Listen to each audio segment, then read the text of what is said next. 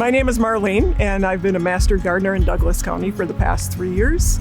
Gardening and Grand Friends was actually the brainchild of my former student, Lisa Dabrowski, and the idea was to pair seniors with kids to the benefit of both. So we have the opportunity to have some seniors who have some gardening experience and kids who don't so much, and putting them together in the garden, and it's a cool experience. When we put the children and the older adults together, it becomes really a social environment where they can interact with each other, and it really creates a sense of community between the senior center community and the children. You know, some of our seniors, as they move into later years, may not have access to the gardens that they used to have, so they can come out here and work on those. And the same with the kids. They may not have access to gardens at home, but maybe another time in their life they will have that.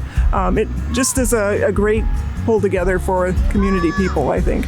Yeah, the YMCA, as you can tell, is a busy place, and many people pass through here, and folks are able to see the work that's going on. I think it just opens people's eyes to different ways of doing gardening. It doesn't have to be, a big plot. It can be a small bed. It can be in a container. There's skills that different people have to help you if you're not already a gardener.